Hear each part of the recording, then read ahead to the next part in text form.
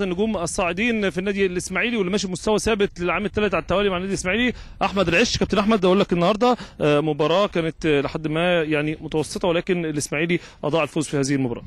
والحمد لله على النتيجه، والاول بسلم على الكباتن اللي في الاستوديو والحمد لله طبعا على النتيجه. يعني الاداء اللي حضرتك شايف، الناس كلها شايفه النادي الاسماعيلي النهارده بلعيبه اغلبنا كلنا 22 سنه 21 سنه، والاهلي بالخبرات وباللعبه دي كلها. فالحمد لله على النتيجه، مع رغم اللي انا شايف اللي احنا النهارده نستحق المكسب.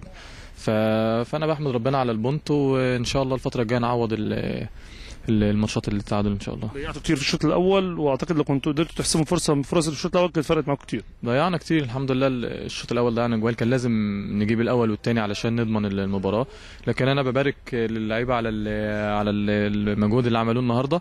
والكره بس يعني الجول اللي جه فينا، يعني انا مش عارف الكره اللي هي الفاول، انا مش عارف هي فاول ولا كورنر. فديت انا يعني بس الباصه وجه منه جون لضربه الجزاء الاهلي. فانا بس يعني هي دي الفكره، الكره هي فاول ولا مش فاول، ولا انا رايي اللي هي كورنر.